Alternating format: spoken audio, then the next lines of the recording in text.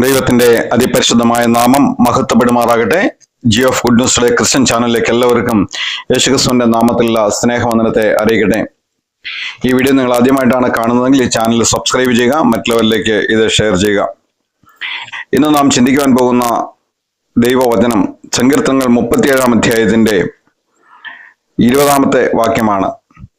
യഹോവയുടെ ശത്രുക്കൾ പുൽപ്പുറത്തിന്റെ ഭംഗി പോലെയേയുള്ളൂ, അവർ ക്ഷയിച്ചു പോകും, പുക പോലെ ക്ഷയിച്ചു പോകും. കർത്താവിന്റെ ശത്രുക്കൾ എന്ന് പറയുന്നത് ദൈവ മക്കളുടെയും ശത്രുക്കളാണ്. നമ്മുടെ അപ്പന്റെ ശത്രു എന്ന് പറയുന്നത് മക്കളായിരിക്കുന്ന നമ്മുടെയും ശത്രുക്കളാണ്. എന്നാൽ സങ്കീർത്തനക്കാരനായ ദാവീദ് പറയുകയാണ്, നിങ്ങൾ ഈ ശത്രുക്കളെ കണ്ട് വിഷമിച്ചു പോകേണ്ട. ആ സങ്കീർത്തനത്തിന്റെ 1 വാക്യത്തിൽ പറയുകയാണ്, ദുഷ്പ്രവർത്തിക്കാരുടെ നിമിത്തം നീ മുഷിയരുത്, നീതികേട് ചെയ്യുന്നവരോട് അസൂയപ്പെടുകയും അരുത്. അവർ പുല്ലുപോലെ വേഗത്തിൽ ഉണങ്ങി പച്ചച്ചെടി പോലെ വാടിപ്പോകുന്നു. ദാവീദ് ഒരു ഇടയനായിരിക്കുന്നത് കൊണ്ട് താഴ്വാരങ്ങളിലൊക്കെ ആടുകളെ തീറ്റാൻ പോകുമ്പോൾ പർവ്വതങ്ങളിലേക്ക് അവൻ കണ്ണുകളെ ഉയർത്തും. വളരെ ഉയരത്തിൽ നിൽക്കുന്ന പർവ്വത നിരകൾ, അതിന്റെ മുകളിലാണ് ദൈവം എന്ന് അവൻ അറിയാം. അതുകൊണ്ട് അവൻ പറയുകയാണ്, ഞാൻ എൻ്റെ കണ്ണ് പർവ്വതങ്ങളിലേക്ക് ഉയർത്തുന്നു. ഈ പർവ്വതങ്ങളിലെ ഒരു പ്രത്യേകത എന്ന് പറയുന്നത്, മഴ പെയ്യുന്ന സമയത്ത് ഇഷ്ടംപോലെ പുല്ലുകൾ ഉണ്ടാകും.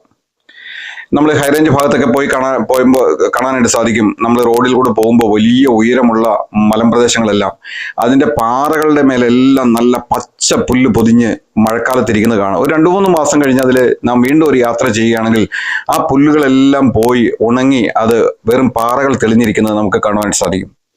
ഇവിടെ ദൈവത്തിന്റെ വചനം പറയുകയാണ്, യഹോവയുടെ ശത്രുക്കൾ പുൽപ്പുറത്തിന്റെ ഭംഗി പോലെയേ ഉള്ളൂ.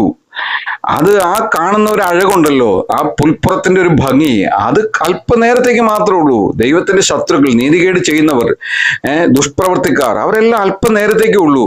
യഹോവയുടെ ശത്രുക്കൾ പുൽപ്പുറത്തിന്റെ ഭംഗി പോലെയുള്ളൂ, അവർ ക്ഷയിച്ചു പോകും, പുക പോലെ ക്ഷയിച്ചു പോകും. ഒറ്റ ദിവസം കൊണ്ടായിരിക്കില്ല ഒരു പക്ഷേ. നമുക്കറിയാം, ഒരു വലിയ പുക ഉയർന്നു പൊങ്ങിയതിന് ശേഷം അത് അന്തരീക്ഷത്തിലേക്ക് അലിഞ്ഞ് ഇല്ലാതായി തീരുന്നത് നമുക്ക് കാണുവാൻ സാധിക്കും. ഇതുപോലെയുള്ളൂ ദൈവത്തിന്റെ ശത്രുക്കൾ. അപ്പോൾ എന്നെ കേൾക്കുന്ന പ്രിയ സഹോദര, പ്രിയ സഹോദരി, നീ നിൽക്കുന്ന ഇടത്ത് നിനക്ക് ഇതുപോലെ ചുറ്റും കുറെ ശത്രുക്കൾ ഉണ്ടായിരിക്കും. അത് എന്താണെന്ന് വെച്ച് കഴിഞ്ഞാൽ, ഈ പ്രപഞ്ചത്തിൽ, ഈ ഭൂമിയിൽ കോടാനുകോടി ജനങ്ങളുണ്ടെന്ന് നമുക്കറിയാം. എത്രയോ കോടിക്കണക്കിന് ജനങ്ങൾ. അത്രയും കോടിക്കണക്കിന് ജനങ്ങളുടെ ഇടയിൽ നിന്ന് ദൈവത്താൽ തിരഞ്ഞെടുക്കപ്പെട്ടവർ വളരെ ചുരുക്കമാണ്. അപ്പോ ദൈവത്താൽ തിരഞ്ഞെടുക്കപ്പെടാത്ത, ദൈവത്തെ അറിയാത്ത ഒരു ജനത്തിന്റെ നടുവിൽ നമ്മൾ പാർക്കുമ്പോൾ ഈ ശത്രുക്കളെയും നീതികേട് ചെയ്യുന്നവരെയും കണ്ട് നാം അസൂയപ്പെട്ട് നാം അവിടെ നിന്ന് ഓടാൻ ശ്രമിക്കേണ്ട. ദൈവത്തിന്റെ ഒരു അനുവാദമില്ലാതെ അടുത്ത സ്റ്റെപ്പ് നാം വെക്കാൻ പാടില്ല. അതുകൊണ്ട് ദാവീദ് പറയുകയാണ്, യഹോവയിൽ തന്നെ രസിച്ചു കൊള്ളുക, അവൻ നിന്റെ ഹൃദയത്തിൽ ആഗ്രഹങ്ങൾ നിനക്ക് തരും. പിന്നെന്താണ് അതിന്റെ അടുത്ത ഇതിൽ പറയുകയാണ്, അതിന്റെ മുകളിലെ വാക്യങ്ങൾ, യഹോവയിൽ ആശ്രയിച്ച് നന്മ ചെയ്യുക, ദേശത്ത് പാർത്ത് വിശ്വസ്തത ആചരിക്കുക. നീതികേട് ചെയ്യുന്നവർ ഇഷ്ടം പോലെ ഉണ്ടാകും, ദോഷം പ്രവർത്തിക്കുന്നവർ ഇഷ്ടം പോലെ ഉണ്ടാകും, ദുഷ്പ്രവർത്തിക്കാർ ഇഷ്ടം പോലെ ഉണ്ടാകും. അതിന് നടുവിൽ ദൈവം നിന്നെ ആക്കി വെച്ചിരിക്കുക. നീ അവിടെ നിന്ന് ഇതെല്ലാം കാണുമ്പോൾ ഓടിപ്പോകാൻ ശ്രമിക്കരുത്. ദൈവം പറയാതെ എങ്ങോട്ട് ഓടരുത്. കാരണം നീ നിമിത്തമായിരിക്കും ആ ദേശത്തെ, ആ ഏരിയയെ ദൈവം സഹായിക്കുന്നത്. അതുകൊണ്ട് അവിടെ നിന്ന് ഓടിപ്പോകരുത്. അതുകൊണ്ടാണ് ദാവീദ് പറയുന്നത്, നീ ദേശത്ത് തന്നെ പാർക്കുക, നീ വിശ്വസനായിരിക്കുക. നിന്റെ നേരെ നോക്കിയിട്ട് ഒരു കുറ്റവും കുറവും അനീതിയുള്ള കാര്യങ്ങളൊന്നും പറയുവാനായിട്ട് ഇടയാകരുത്.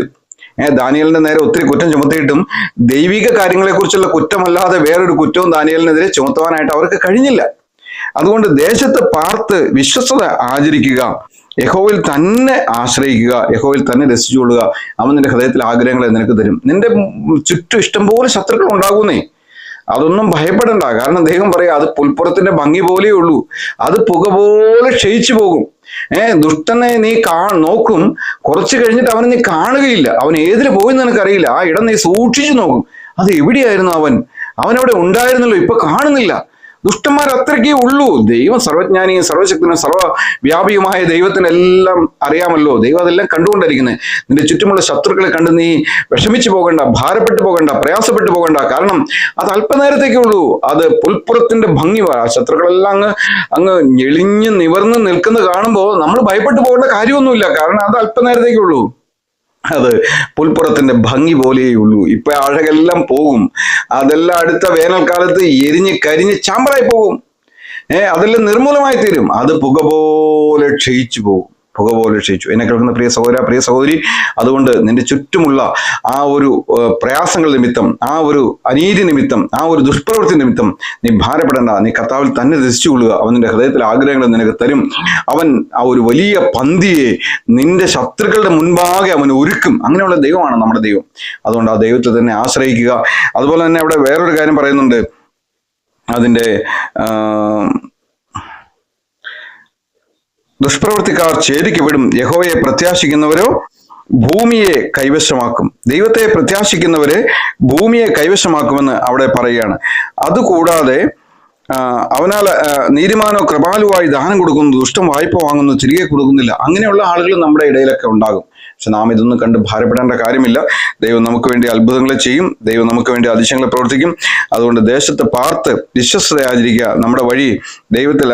അതിന്റെ 4-ാമത്തെ വാക്യം 37:4, അവൻ നിന്റെ നീതിയെ പ്രഭാതം പോലെയും നിന്റെ ന്യായത്തെ മധ്യാഹ്നം പോലെയും പ്രകാശിപ്പിക്കും. നീ നന്മ ചെയ്തിട്ട് അതിനൊരു പ്രതിഫലം ഇല്ലാതിരിക്കുന്നുണ്ടാകും. മൊർദെഖായി ഒരിക്കൽ രാജാവിനെ കൊല്ലുവാൻ ഗൂഢാലോചന നടത്തിയ ആളുകളെ രാജാവിന്റെ അടുക്കൽ അറിയിച്ചു. പക്ഷെ അവരെ പിടിച്ചു വിസ്തരിച്ചു. അത് ശരിയാണെന്ന് കണ്ട് അവരെ തൂക്കിക്കളഞ്ഞു. പക്ഷെ മൊർദെഖായിക്ക് ഒരു നന്മയും ലഭിച്ചില്ല. എന്നാൽ തക്ക സമയത്ത് ദൈവം മൊർദെഖായിക്ക് നന്മ കൊടുക്കുകയുണ്ടായി. അവന്റെ നീതിയെ ദൈവം, അതെങ്ങനെയാ പറയുന്നത് അവിടെ, അവന്റെ നീതിയെ പ്രഭാതം പോലെയും നിന്റെ ന്യായത്തെ മധ്യാഹ്നം പോലെയും ദൈവം പ്രകാശിപ്പിക്കും. തക്ക സമയത്ത് ദൈവം നീ ചെയ്ത നീതിക്കെല്ലാം പ്രതിഫലം തരുന്ന ദൈവമാണ്. അതുകൊണ്ട് കർത്താവിൽ തന്നെ ആശ്രയിക്കുക, കർത്താവിൽ തന്നെ ശരണപ്പെടുക.